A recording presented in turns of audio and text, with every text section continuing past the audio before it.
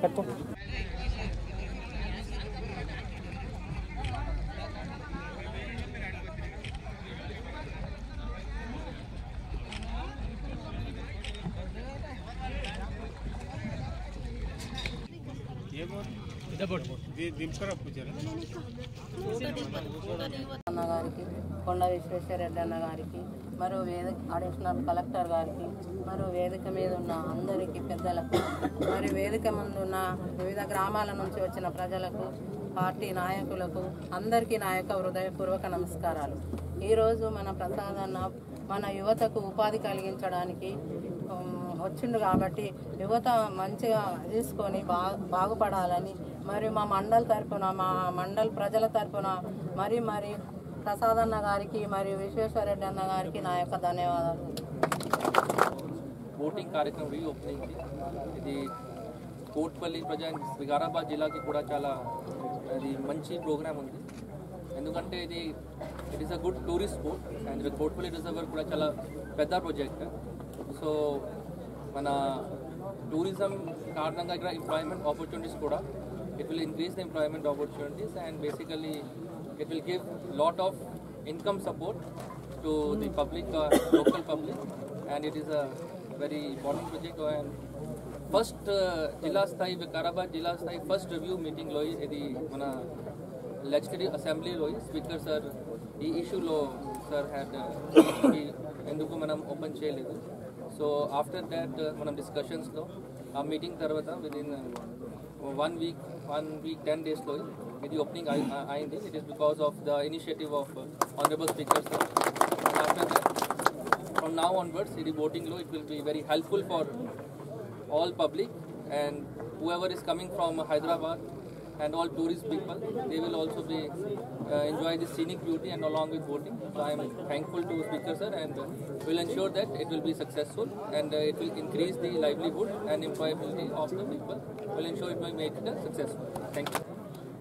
మన తెలంగాణ రాష్ట్ర legislative assembly speaker గడ్డం ప్రసాద్ కుమార్ గారు, మరి మన అడిషనల్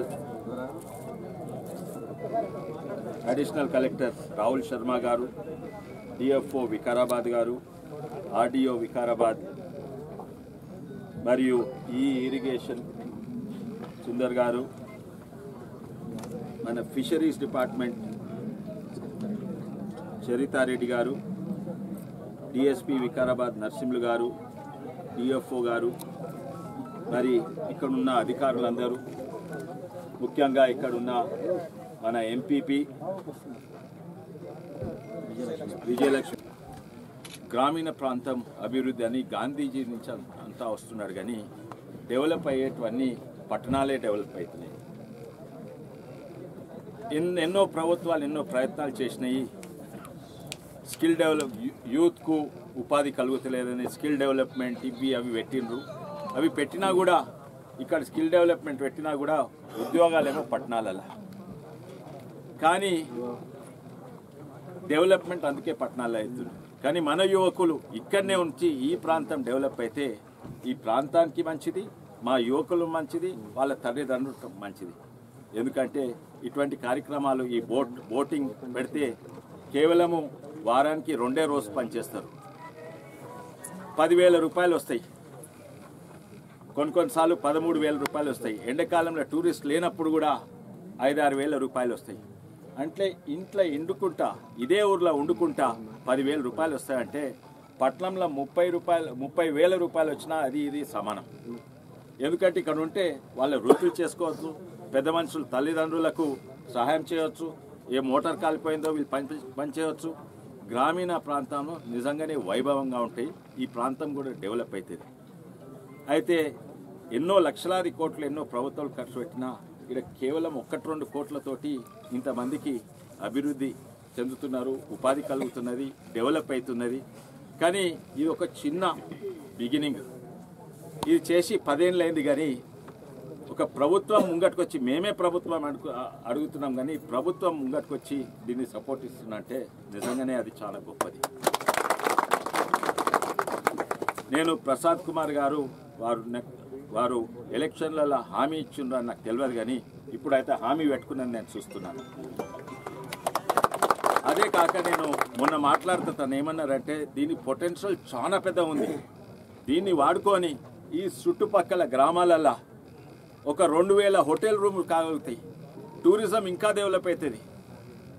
దీంతో 1 కోటి రూపాయలు ఎంతో అయితే దాంతో 100 కోట్లు ఇంకెక్కువనే డెవలప్ అవుతుంది.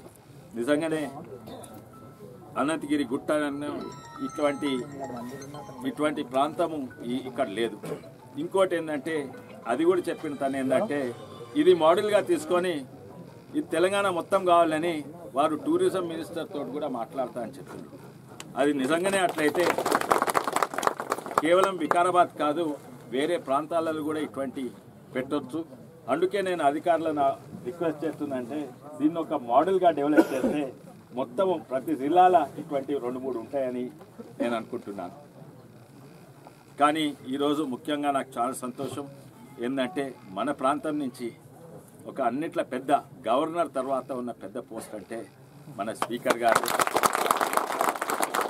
ఈ ప్రాంతాన్ని స్పీకర్గా ఉండినప్పుడు బాధ్యత ఉండదు, అయినా కూడా స్పీకర్ బాధ్యత ఓన్లీ అసెంబ్లీలో అందరు ఎమ్మెల్యేలను చీఫ్ మినిస్టర్లను అందరు చూసుకోవాలి. కానీ ఆయన ముందుకు వచ్చి మన ప్రాంతాన్ని కూడా అభివృద్ధి చేయాలని ముందుకు పోతుందని నాకు చాలా సంతోషం. ఈ ప్రభుత్వం కూడా ఇట్లనే ముందుకు పోవాలని నా కోరిక. ఇట్లుంటే నిజంగానే దేశం బాగుపడుతుంది, గ్రామీణ ప్రాంతాలు బాగుపడుతుంది నా కోరిక. ఈ కార్యక్రమాన్ని ముందుకు తీసుకుపోయిన డిఎఫ్ఓ జ్ఞానేశ్వర్ గారు, ఈ ఇరిగేషన్ గారు, మరి వహీద్ మియా గారు, సర్పంచులు, చాలామంది సర్పంచులు వచ్చారు, సర్పంచులు, ఎంపీటీసీలు, ప్రజాప్రతినిధులు, వివిధ మండలాల నుంచి మండల అధ్యక్షులు కూడా చాలామంది వచ్చారు. పేరు పేరున మండల అధ్యక్షులకు అందరికీ, మరి అన్ని పార్టీలలో ఉన్న ప్రజాప్రతినిధులకు అందరికీ, ముఖ్యంగా ఈ వార్తను బయటికి తీసుకుపోయే మీడియా మిత్రులకు, పత్రికా మిత్రులకు నా యొక్క నమస్కారం. మీకు అందరికీ తెలుసు, వికారాబాద్ అంటే ఒక 5 ఏళ్ల కిందటే ఎవరు గుర్తుపట్టే పరిస్థితి లేదు. ఇది ఈరోజు హైదరాబాద్ నుంచి వికారాబాద్ దాకా కారు నడుస్తున్నదంటే దానికి కారణం పెద్దలు కొండా విశ్వేశ్వరరెడ్డి గారు. వారి ఆలోచన మేరకే ఈ బోటింగ్ కార్యక్రమం కోట్పల్లి ప్రాజెక్టులో తీసుకొని వచ్చాను. నేను కూడా విడదామని చెప్పేసి నేను కూడా జీవో తీసుకొని వచ్చాను కూడా తెలుసు. కానీ అన్న కాన్సెప్ట్ వేరే ఉన్నది. మొత్తం స్టేట్ అంతా చేయాలి. ప్రభుత్వ ఉద్యోగాలు 10 ఏళ్ల నుంచి లేవు కాబట్టి చదువుకున్న పిల్లలంతా వేరే అలవాట్లకు అలవాటు అవుతున్నారు. వాళ్లకు ఉపాధి అవకాశాలు కలిగించాలనే ఉద్దేశము, రాష్ట్రమంతా ఈ టూరిజం డెవలప్మెంట్ చేయాలనే ఉద్దేశం అన్నకు ఉన్నందువల్ల నేను డ్రాప్ అయిపోయినాను. నా జీవోనే డ్రాప్ చేసుకున్నాను. మరి ఆ విధంగా కొండా విశ్వేశ్వరరెడ్డి గారు వికారాబాద్ ప్రాంతానికి ఒక గుర్తింపు అనేది తీసుకొని వచ్చింది. ఈ ప్రాజెక్టు గుర్తింపే అనంతగిరి ఇవాళ అంత పెద్ద ఎత్తున టూరిస్టులు వస్తున్నారంటే మామూలు విషయం కాదు ఇది. మరి వారికి మనస్ఫూర్తిగా కృతజ్ఞత తెలియజేస్తూ, నాకు ఒకటే ఉన్నది, ఎట్టి పరిస్థితులల్లో ఈ 5 ఏళ్ల లోపల వికారాబాద్ నియోజకవర్గానికి పాత రంగారెడ్డి జిల్లా కానీ, ముఖ్యమంత్రి గారి కాన్స్టిట్యున్సీ కానీ చాలా పెద్ద ఎత్తున, ఎట్లయితే ఇంతకుముందున్న ప్రభుత్వాల లోపల మాజీ ముఖ్యమంత్రి కాన్స్టిట్యున్సీ కానీ, ముఖ్యమంత్రి కొడుకు కాన్స్టిట్యున్సీ కానీ, ముఖ్యమంత్రి అల్లుని కాన్స్టిట్యున్సీ కానీ ఏ విధంగా అభివృద్ధి జరిగిందో అంతకంటే పెద్ద అభివృద్ధితో పాటు ముఖ్యమంత్రి గారి కాన్స్టిట్యున్సీ కోడంగల్ను కూడా తీసుకొని అంత పెద్ద ఎత్తున అభివృద్ధి చేయాలనే ఆలోచన ఉన్నది. మరి అందులో ముఖ్యంగా వికారాబాద్ ప్రాంతానికి వచ్చి ఈ 5 ఏళ్లల్లో తక్కువ 3,000 కోట్లు తెచ్చి అభివృద్ధి చేయాలనేది ఆలోచన ఉన్నది. మనకందరికీ తెలుసు, మనకు అన్యాయం జరిగింది. ఇంతకుముందున్న ప్రభుత్వంలో అన్యాయం జరిగింది. 2 ప్రాజెక్టులు, వాటర్ ప్రాజెక్టులు, ఒకటి స్వర్గీయ రాజశేఖర రెడ్డి గారు, ఆ ప్రాజెక్టు పేరు ఒరిజినల్ పేరు, ఆ పేరు కూడా ఎవరికి తెలియదు. పాత ముఖ్యమంత్రికి తెలియదు, చాలామందికి తెలియదు. డాక్టర్ బిఆర్ అంబేద్కర్ సుజరా శ్రవంతి ప్రాణహిత చివెల్లదని పేరు. ఇది మా స్వర్గీయ వెంకటస్వామి గారి కన్న కళలు, వైఎస్ రాజశేఖర రెడ్డి గారి కన్న కళలు. ఇది ఈ ప్రాజెక్టు చేవెళ్ళ దాకా తీసుకొస్తే ఇప్పుడు ఎమ్మెల్యే గారు, అప్పుడున్న మాజీ మంత్రి శ్రీమతి సబితా ఇంద్రారెడ్డి గారి ఆధ్వర్యంలో కూడా నేను, రామ్మోహన్ రెడ్డి, మరి అదేవిధంగా రమేష్ ముగ్గురం పోయి రాజశేఖర రెడ్డిని అడిగితే తాండూరు, వికారాబాద్, పరిగి కూడా పొడిగిస్తామని చెప్పేసి నీళ్ళు ఇస్తామని పని కూడా ప్రారంభించారు. మన ప్రాంతానికేమో ఇక్కడ పులుసుమామిడిలో కూడా ఒక 300 కోట్ల పని నడిచింది. మరి అట్లనే శంకర్పల్లిలో 1300 కోట్ల పని నడిచింది. కింద ఏమంటారు వీటి టన్నల్స్ అంటే చూసే ఖాళీలు ఉన్నాయి. 6 లారీలు పోయే టన్నల్స్ దగ్గరగా 8 కిలోమీటర్లు 10 కిలోమీటర్లు పని నడిచింది. అంటే ఈ నీళ్లు రాకుండా చేసింది పాత గవర్నమెంట్, మనకు అన్యాయం చేసింది. మరి అదేవిధంగా మన పాలమూరు రంగారెడ్డి లిఫ్ట్ ఇరిగేషన్, దాన్ని 7 కోట్ల రూపాయలు సర్వే కోసం తీసుకొని వస్తే అప్పుడున్న గవర్నమెంట్ కానీ, అప్పుడున్న ముఖ్యమంత్రి కానీ మేము జూరాల ప్రాజెక్టు బ్యాక్ వాటర్ తీసుకొని ఆ బ్యాక్ వాటర్ని స్వర్గీయ రామరెడ్డి గారి ఊరు మమదాబాద్ కాడ, అది మొత్తం మన హైయెస్ట్ ప్లేసు రంగారెడ్డి జిల్లాలో, అక్కడి నుంచి గ్రావిటీ ద్వారా మన దగ్గర ఉన్న మండలాలు మొత్తంతో పాటు నల్గొండకు చెందిన 8 మండలాలు, మహబూబ్నగర్కు చెందిన 8 మండలాలతో పాటు నీళ్ళు వచ్చే అవకాశం ఉన్నా కూడా అప్పుడున్న ముఖ్యమంత్రి దాని డిజైన్ మార్చేసి అది శ్రీశైలం ప్రాజెక్టు కాడికి తీసుకుపోయినందుకు ఆ నీళ్లు ఈ నీళ్లు రాకుండా చేసింది పాత ప్రభుత్వం. మరి ఇప్పుడు కొత్త ప్రభుత్వం వచ్చింది. దాని లోపల ముఖ్యమంత్రి గారితో మాట్లాడి తప్పకుండా ఈ 2 ప్రాజెక్టులు మనకు వర్షాలు వస్తేనే వ్యవసాయం, వర్షాలు లేకపోతే వ్యవసాయం లేదు. ఆ పరిస్థితులలో మనం ఇప్పటికీ కూడా ఉన్నాము. ఇప్పుడున్న ముఖ్యమంత్రి గారితో, రేవంత్ రెడ్డి గారితో మాట్లాడి ఈ 2 ప్రాజెక్టులు మళ్ళీ మన ప్రాంతానికి తాండూరు కానీ, వికారాబాద్ కానీ, పరిగి కానీ తీసుకొచ్చే ప్రయత్నం ఈ సభాముఖంగా మీ అందరికీ తెలియజేస్తాం. ఓటింగ్ విషయంలోకి వస్తే ఈ ఒక్కటే కాదు, మన దగ్గర 4 ఉన్నాయి, 5 పెద్ద ప్రాజెక్టులు ఉన్నాయి. ఒకటి నందిగామ కానీ, లక్నాపూర్ కానీ, సర్పన్పల్లి కానీ, ఇట్లా మన జిల్లాలో 5-6 ప్రాజెక్టులు ఉన్నాయి. వాటిలన్నీ ఇది మోడల్గా తీసుకొని అన్నిట్లా ఎంప్లాయ్మెంట్ పిల్లలకు, అందరికీ, యువకులకు ఎంప్లాయ్మెంట్ దొరికే విధంగా మరి ఆ విధంగా ప్రయత్నం చేద్దాము.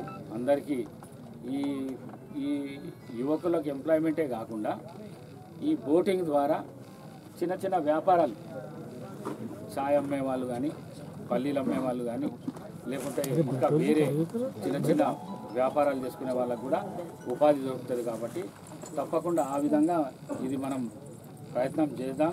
పెద్ద ఎత్తున ముందు మన వికారాబాద్, పాత రంగారెడ్డి జిల్లా ఉన్న చెరువులను అన్నింటినీ టూరిజం ప్లేస్గా తీసుకొని ముంగలికి పోదాం.